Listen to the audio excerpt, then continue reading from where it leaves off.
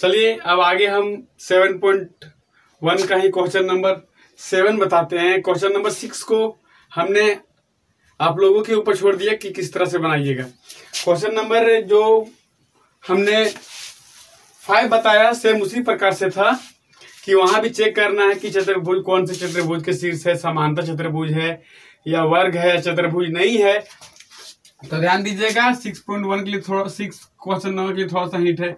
वहां भी 4 बिंदु का निर्देशांक दिया रहेगा, उसमें से करना क्या है, एक बार ए बी, एक बार बी सी, एक बार सी डी, एक बार ए डी, एक बार ए सी, एक बार बी डी निकालना है। चारों भुजाएं और 2 विकर्ण को निकालना है। अगर चारों भुजाएं आपस में बराबर और 2 विकर्ण आपस में बराबर होगा तो वो वर्ग कहलाएगा, और अगर आमने सामने की भुजा बराबर और दोनों विकर्ण होगा बराबर तो वो समांतर चतुर्भुज कहलाएगा। और अगर भुजाएं बराबर आपस में नहीं होगा तो विकर्ण निकालने की जरूरत नहीं है, उस कंडीशन में कहेंगे कोई भी चतुर्भुज ये नहीं है। आगे आइए, फिर आगे हम लोग चलते हैं क्वेश्चन नंबर 7। क्वेश्चन नंबर 7 बेहतर तरीके से ध्यान दीजिएगा, बड़ा VVI क्वेश्चन है। बोला एक्स अक्ष पर वह बिंदु ज्ञात कीजिए, एक्स अक्ष पे वह बिंदु ज्ञात कीजिए जो 2,-5 तथा -2,9 से समदूरस्थ है। 2,-5 तथा -2,9 से समदूरस्थ है। पहले आप लोग को हमने बताया है कि एक्स अक्ष पे वही होता है जिसका एक्स का मान कुछ होता है और वाई का मान 0 होता है, वही कहलाता है एक्स अक्ष के लिए। और जिसका एक्स अक्ष के लिए 0 होता है और वाई अक्ष के लिए कोई मान होता है, वही होता है वाई अक्ष के लिए। तो यहाँ पे बोला एक्स अक्ष पर वह बिंदु ज्ञात कीजिए, यानी एक्स अक्ष बोला है तो एक्स का मान कुछ होगा लेकिन वाई का मान क्या होगा, 0 होगा। तो वो बिंदु का निर्देशांक मुझे ज्ञात करना है। आइए ज्ञात कैसे करेंगे वो ध्यान देना है। एक लिखेंगे 2 बिंदु निर्देशांक दिया, एक लिखेंगे ए का निर्देशांक 2,-5, एक लिखेंगे बी का निर्देशांक -2,9 और एक बिंदु P लिखते हैं जो एक्स अक्ष पर स्थित है। इस पर स्थित है, एक्स अक्ष पर स्थित है।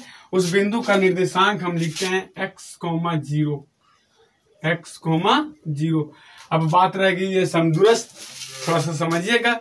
समदूरस्थ एक्स अक्ष पे है तो ये वाई अक्ष, ये एक्स अक्ष। एक्स अक्ष पे कोई बिंदु है, उसका निर्देशांक मुझे ज्ञात करना है। तो एक बिंदु P, एक बिंदु ए, एक बिंदु B। तो समझना ये है मुझे कि 2 बिंदुएं हैं तो वो 2 बिंदुओं के बीच की दूरी समान है या नहीं, समदूरस्थ है या नहीं, यानी AP के बीच की दूरी और BP के बीच की दूरी बराबर है या नहीं। समझना क्या है, बनाएंगे कैसे, किसके किसके बीच में किसको रखेंगे, किसके किसके साथ दूरी ज्ञात करेंगे। तो 2 बिंदु जो दिया रहेगा उस बिंदु के साथ जो नहीं दिया रहेगा वो दोनों के साथ तुलना करना है। तो ये और बी तो दिया था लेकिन एक्स अक्ष पे बिंदु है, एक माने हम क्या P। तो P है तो ध्यान देना है, लिखेंगे ये P और क्या लिखेंगे BP। निकालेंगे कैसे, समदूरस्थ है, जहां भी समदूरस्थ रहेगा यही कंडीशन लगाना है। इसी प्रकार से सारे क्वेश्चन को बनाना है। ध्यान दीजिए कैसे, समदूरस्थ जहां भी बोलेगा तो लिखेंगे ये P के बीच की दूरी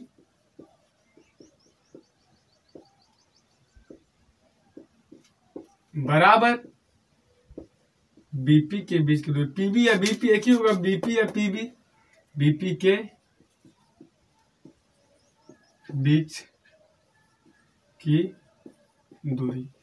इसका ही फार्मूला होता है, इसका ही फार्मूला होता है। आइए हम बात करते हैं, लिखेंगे क्या, x2 - x1 का whole square plus y2 - y1 का होल स्क्वायर। ये हमने लिखा, ये भी के लिए बराबर, यहां भी लिखेंगे x2 - x1 का होल स्क्वायर, y2 - y1 का होल स्क्वायर का रूट अंडर। समझना मुझे ये है, इस तरह का कंडीशन कैसे लिखते हैं। 2 बार फार्मूला क्यों लिखते हैं, जिस क्वेश्चन में मुझे बोलेगा समदूरस्थ उसी क्वेश्चन में ये टेक्निक को मुझे अपनाना है, और जिस बिंदु के बीच समदूरस्थ बोलेगा उसी के बीच की दूरी लिखेंगे।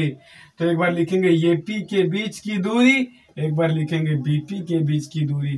इधर AP के लिए, इधर BP के लिए। आइए दोनों तरफ रूट है। समदुरस्त का मतलब है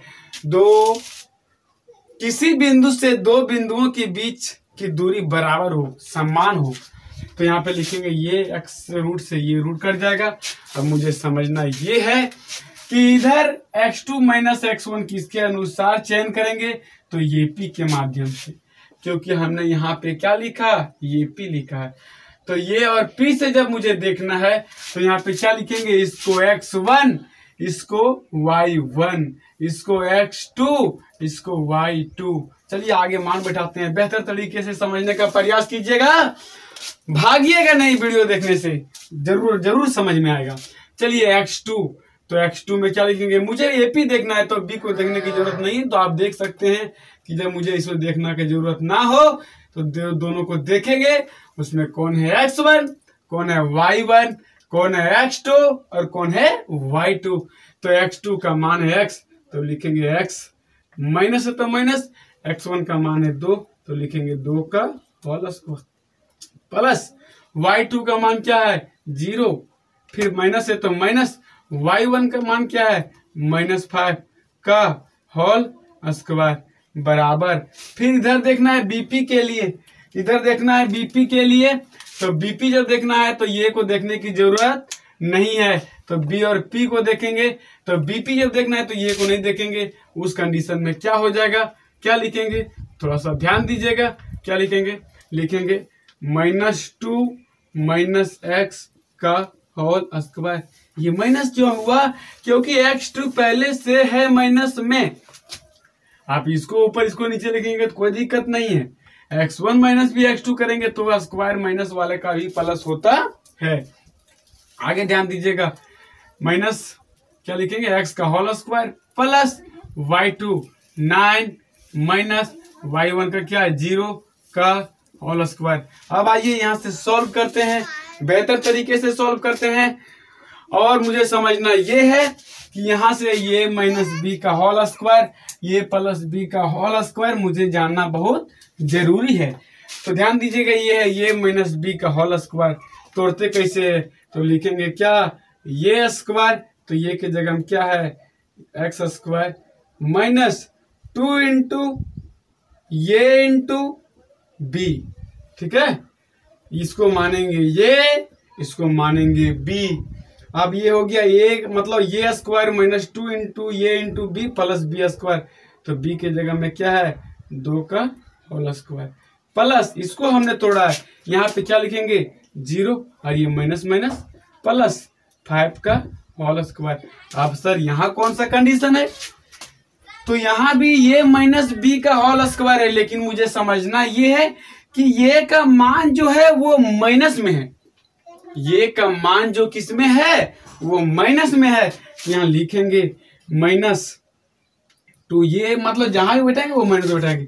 तो ये स्क्वायर -2 इंटू ये इंटू b, क्यों दिए हैं, क्योंकि ये है -2, तो ये की जगह -2 प्लस में क्या है b स्क्वायर प्लस 9 में 0 जाएगा तो 9 का होल स्क्वायर।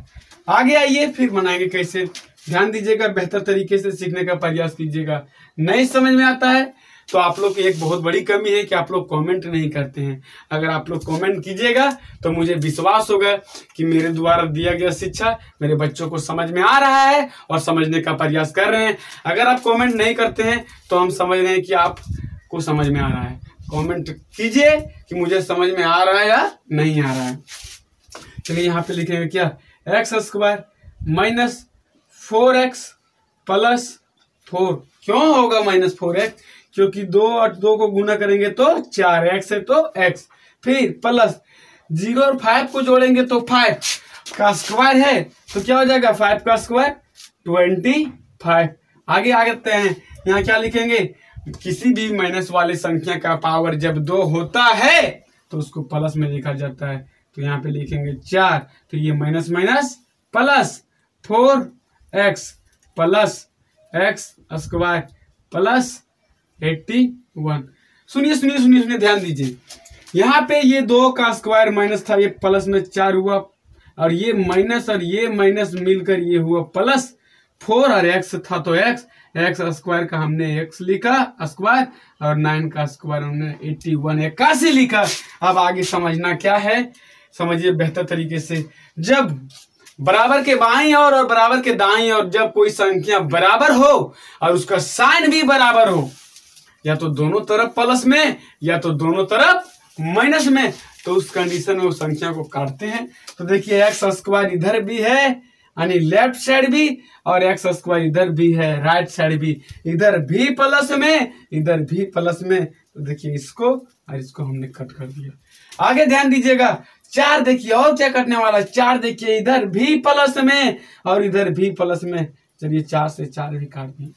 आगे आइए, अब x वाला को एक तरफ और बिना x वाले को एक तरफ करते हैं हम। ध्यान दीजिएगा, तो क्या लिखेंगे, इधर बचा -4x और बचा 25, तो इसमें x नहीं है उसको उधर भेजेंगे। उधर क्या बचा, +4x और +81। तो ये 4x इधर प्लस में है, इधर आएगा तो क्या होगा -4x बराबर, उधर क्या था 81, ये प्लस में है, उधर जाएगा तो किस में होगा, माइनस में होगा। आगे ध्यान देने वाली बात क्या है, समझिएगा बेहतर तरीके से। अब मुझे समझना ये है कि -4x और -4x, हड़बड़ाइएगा नहीं मेरे प्यारे बच्चों, सब कुछ सिखा के आपको भेजेंगे पूर्ण रूपेण। -4x और -4x होता है -8x। कितना होता है, -8x बराबर 81 में से 25 को घटाएंगे तो देखिए 11 में से 5 जाएगा तो 6, यहाँ बच गया कितना 7 में से 2 जाएगा तो कितना बचेगा 5, यहाँ लिखेंगे 5। अब बात रह गया कि मुझे उस बिंदु का निर्देशांक ज्ञात करना था, इसीलिए ध्यान दीजिए कैसे बनाएंगे। तो यहाँ पे लिखेंगे x बराबर 56 बट्टे -8, 56 बट्टे -8। क्यों -8, क्योंकि 8 माइनस में है और -8 और x के बीच में गुना का साइन है, तो गुना का साइन तो उधर जाएगा तो किस में होगा, भागा में होगा। अब काटेंगे तो कितना होता है 7 बार में 8 7 56, तो x का मान कितना आ गया -7, क्योंकि ऊपर प्लस और नीचे माइनस, तो प्लस और माइनस क्या होता है माइनस। इसलिए लास्ट में हम लिखेंगे कि p का निर्देशांक को हमने क्या लिखा था x, 0। अब x का मान कितना आ गया -7, 0। मुझे पूरा विश्वास है कि आप लोगों को समझ में आया होगा, और अगर समझ में नहीं आता है तो मुझे कमेंट करके आपको बताना बहुत ही जरूरी है। चलिए अब आगे आते हैं क्वेश्चन नंबर 8 में। क्वेश्चन नंबर 8 जैसा कि बोल रहा है कि y का वह मान ज्ञात कीजिए जिसके लिए बिंदु P 2, -3 तथा Q 10, y के बीच की दूरी का मात्रक है 10। आप समझना इस क्वेश्चन में भी है, ये भी बड़ा VVI क्वेश्चन है। यहीं से क्वेश्चन नंबर 7 से बड़ा VVI क्वेश्चन है। हमको बेहतर तरीके से ध्यान देना है और वहीं से सीखने का भी प्रयास करना है। चलिए यहाँ दूरी तो दे दिया है, तो यहाँ पे लिख देते हैं कि P = 2, -3 और Q = 10, y। अब यहाँ पे क्या लिखेंगे, PQ के बीच की दूरी, PQ के बीच के दूरी। फार्मूला क्या होता है, x2 - x1 का whole square plus y2 - y1 का होल स्क्वायर का रूट अंडर। अब ध्यान देना ये है कि कौन x2, कौन x1, कौन y1, कौन y2, ये तो आप जानते हैं। तो आइए वहीं से हम लोग सीखने का प्रयास करेंगे। क्या लिखेंगे, 10, -2 का होल स्क्वायर प्लस y।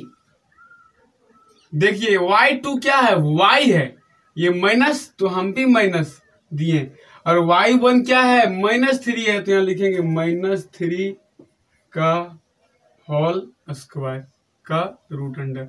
अब मुझे समझना ये है कि पी क्यू के बीच की दूरी है 10 मात्रक। कितना मात्रक? 10। तो यहाँ पे लिखेंगे 10, इधर लेफ्ट साइड में LHS में 10 लिखें।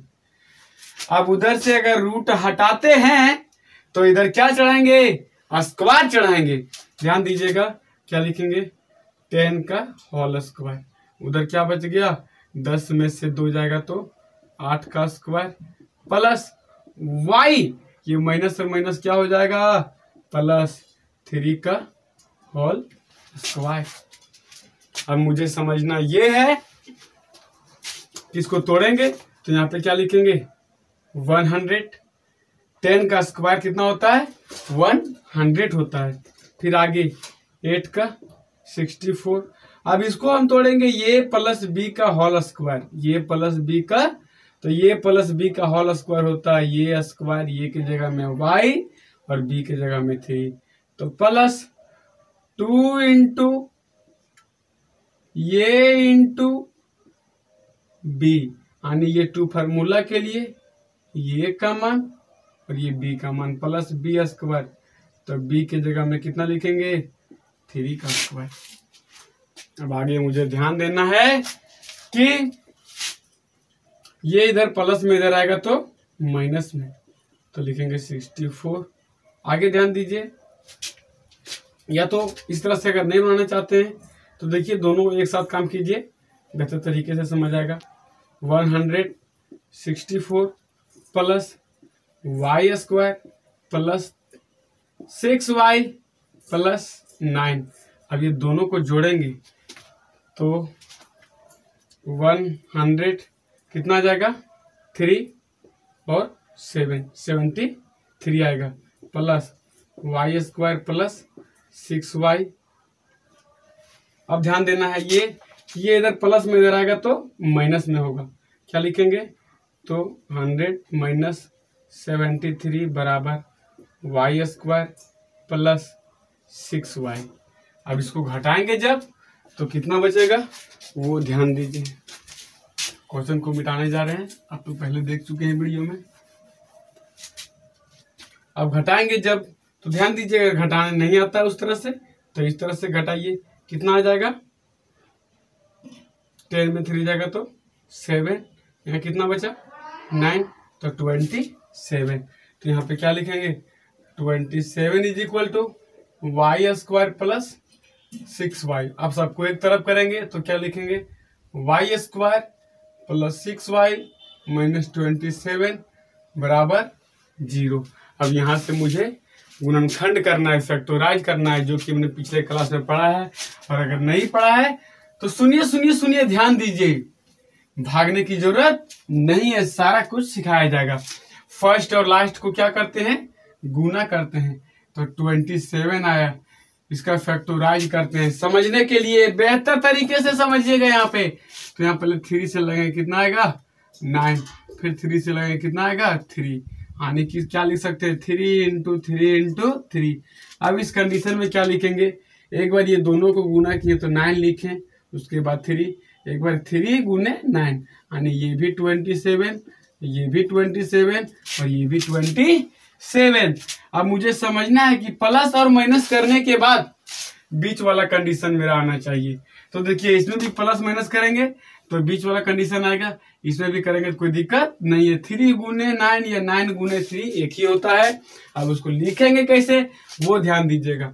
देखिए समझना क्या है, तो देखिए ये कंडीशन, इतना जो हमने कंडीशन किया वो केवल बीच वाले पद को तोड़ने के लिए किया। बाकी फर्स्ट जो होता है वही उतार देते हैं, साइन जो रहता है वही उतारते हैं, लास्ट में भी जो साइन रहता है वही नहीं। साइन यहाँ पे नहीं अभी मुझे उतारना है। अब यहाँ पे समझना ये है कि पहला हमने y स्क्वायर उतार दिया, अब ये 9 को 9 3 लिखे, 3 9 दोनों लिखेंगे तो वही आएगा कंडीशन, लेकिन घटाने पर आएगा। तो घटाने पर आएगा तो मुझे प्लस में चाहिए या माइनस में? तो प्लस में चाहिए, तो इसको लिखेंगे +9 और इसको लिखेंगे -3। और अगर पहले -3 लिखते हैं तो प्लस में 9 लिखेंगे, कोई दिक्कत नहीं। ये भी लिख सकते हैं यहाँ पे या ये भी लिख सकते हैं, इसमें कोई दिक्कत नहीं है। तो यहाँ पे चलिए हम लिखते हैं, क्या लिखेंगे? +9y plus -3y। देखिए ये दोनों को गुना करेंगे तो 27 आना चाहिए, जो साइड साइड को गुना करने के बाद मुझे मिलता है। और वो दोनों को आपस में घटा या जोड़ करके बीच वाला टर्म को आना बहुत जरूरी होता है। तो देखिए दोनों रूल फॉलो कर रहा है मेरा। 9 और 3 को गुना करेंगे 27 आएगा, और 9 में से 3 घटाएंगे तो 6 आएगा। प्लस में है क्योंकि ये बड़ा है, तो ये भी देखिए प्लस में है। अब यहाँ -27 का क्या लिखेंगे, 27 बराबर में क्या लिखेंगे, 0। आगे ध्यान दीजिएगा।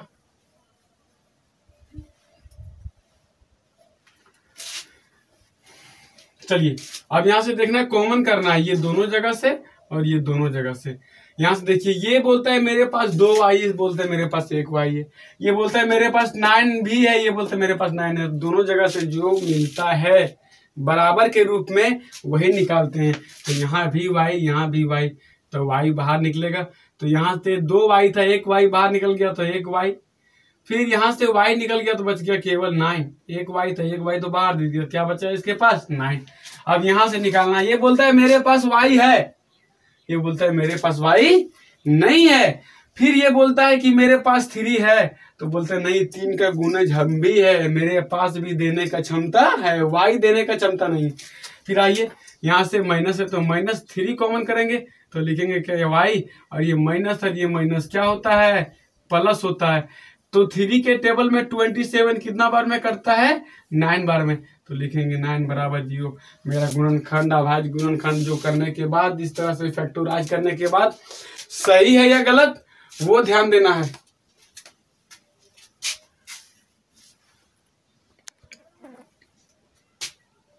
सही है या गलत वो मुझे ध्यान देना है इस वीडियो में, कि ये जो टर्म आएगा वो दोनों बराबर होगा। तो यहाँ पे लिखेंगे y + 9, ये दोनों के बदले 1।